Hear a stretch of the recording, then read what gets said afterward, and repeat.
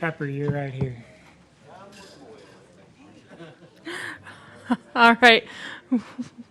We're going to get started with our post-race media availabilities from today's Next Era Energy 250. We are joined by members of our race-winning team, which is the number 98 champion Curb Records Ford F-150. We have the driver Grant Enfinger.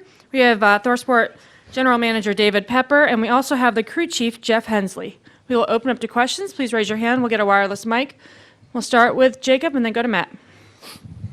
Jacob Zielman, Speed Sport. I've got one for Grant and one for David. Grant, after a winless season last year, I know you were a little vocal about it at times, but checked that box really early with the win tonight. How good does it feel to have that monkey off your back? You know, it feels good. I think right now it's probably relief more than anything because we did come so close last year, and we're a good enough team to win. We just honestly just didn't get the job done, and I feel like that hurt us a little bit going into the playoffs. So now that we're able to do this early, I guess we don't have any excuses. No. So just very, very thankful for a great Ford F-150 tonight. It's pretty special with the 100th win for Ford in the Truck Series, the 25th anniversary for Duke and Rhonda Thorson. Special day for my wife here and I. So just all around, just a special race. Almost meant to be, I guess. It almost has to be at these speedways for him to work out, and just thankful. And David, he touched on it a little bit. You've been there for so much of the 25 years. The Silver Trucks this weekend, how special is this for the organization to open the silver anniversary with a win like this?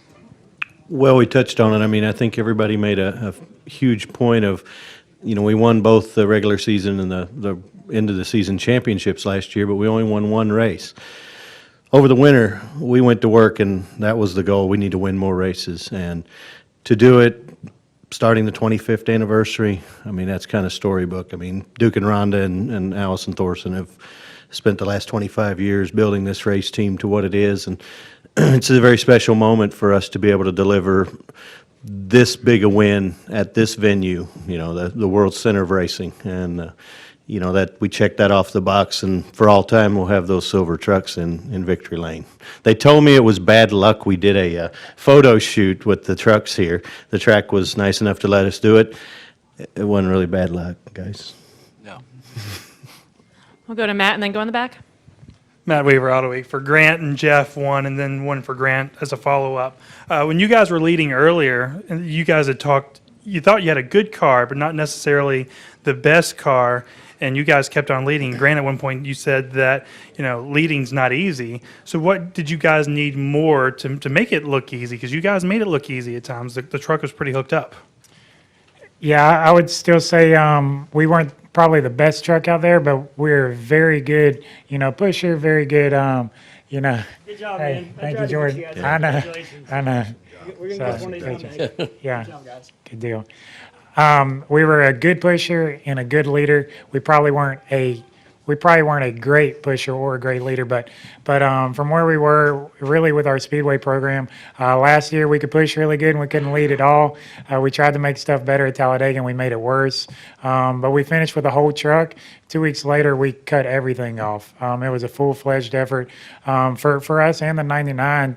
Because two of our trucks were really good at Talladega. We pretty much spared no expense, time, energy, or effort, and went straight to work after Talladega. And really, that's why me and Jeff Hensley and David are sitting here reaping the rewards now. And then on the last lap, kind of just walk me through the entire process of knowing the run's coming. Jordan gets beside you. Jordan said that he didn't think he would have made the same choices you would have, but it's Daytona as well. So just kind of give me an idea of that entire process. First of all, Ross was pushing me really hard there. I knew he was going to try something, and I knew he had a really good truck, and he's obviously very talented.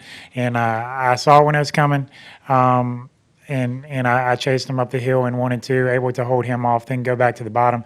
And I think that's where Jordan got in line with us.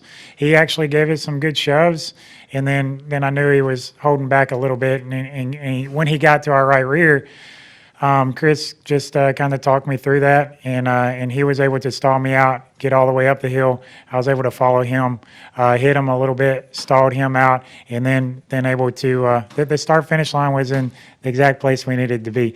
I don't know if we could have held him off another lap. Go in the back.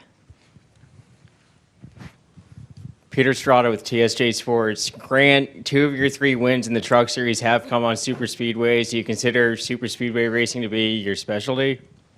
I don't know about my specialty, but I love speedway racing. I definitely love that the Truck Series only goes there twice a year because it is crazy, very stressful. But I do like this kind of racing. I wouldn't call me a specialist with the speedways, but I do like them. I enjoy here in Talladega. But the meat of the season is a mile and a half.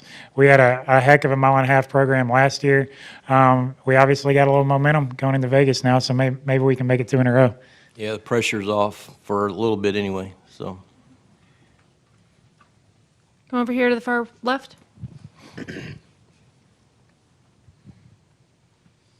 First of all, Grant, or Mark Crystal, frontstretch.com. First of all, Grant, congratulations on the win. With this win, you're likely locked into the playoffs, especially considering the playoff field was expanded from 8 to 10 drivers. How does this change your mindset for the regular season?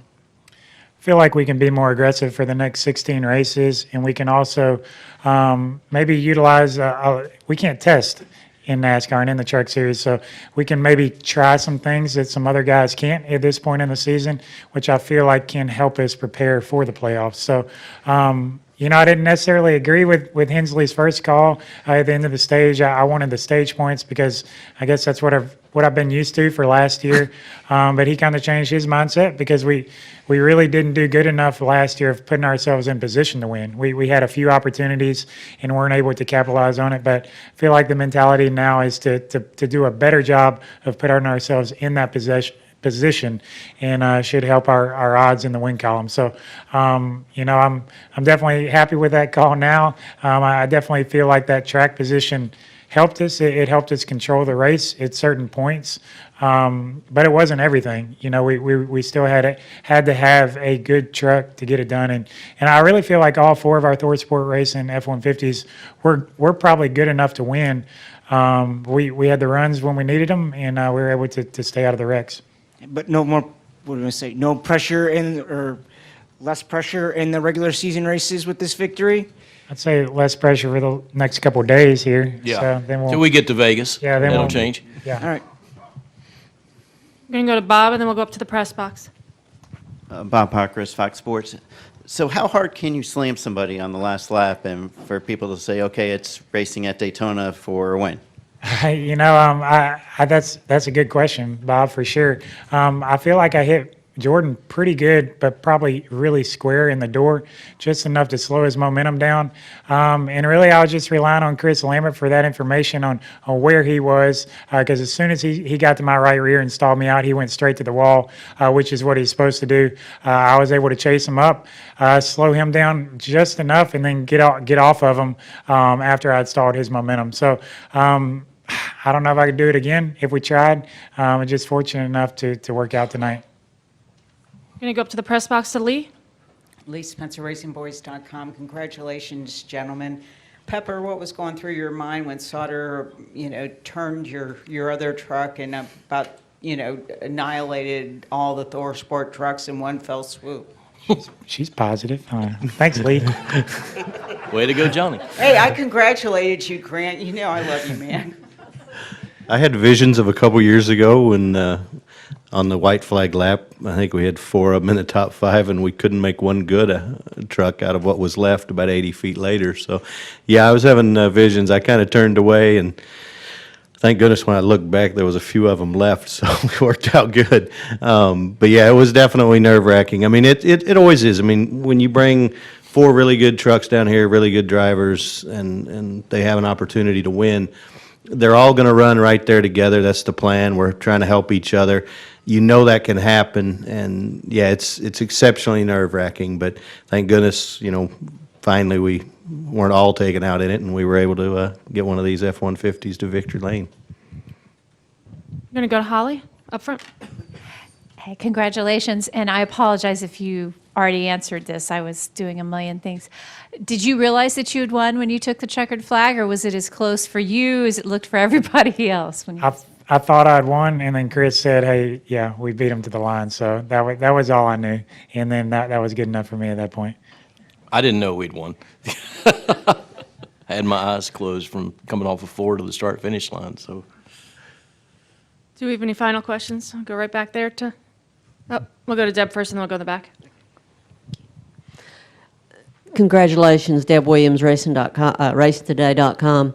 Grant, there was a time there late in the race when you got shuffled out of the front pack and had to go to the back.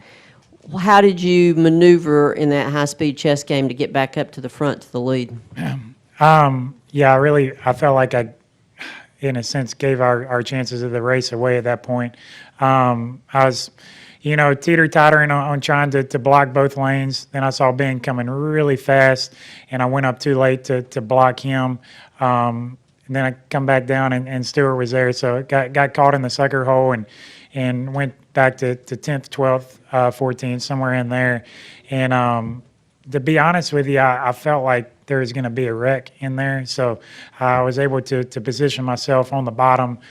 Just had a gut feeling some bad stuff was going to happen, and then the laps kept clicking off, and we should have wrecked a few times. There was some bad stuff going on, but everybody was able to keep it under control, and then it got down to 5 to go, and then 4 to go, and I'm like, I can't sit on the bottom forever, and then able to shuffle our way to the outside.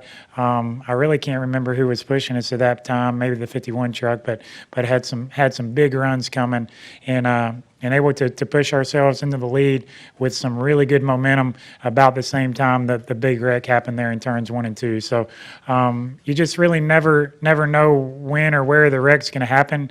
Like I said, I had a gut feeling it was going to happen earlier than it did, so that's why I did what I did. But we had the good track position coming out of the pits, and the cautions fell where we needed it to.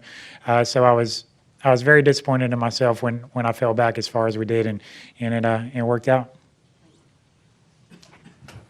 Noah Lewis, TSJ Sports. Grant, we saw that over here. We saw that the trucks tonight were a little, I would say, more darty than usual. Some guys would come up off the bottom.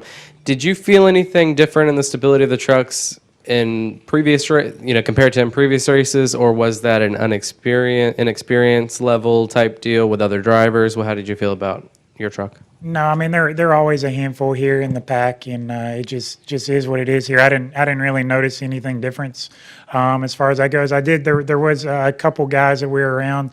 I know one of them had some damage.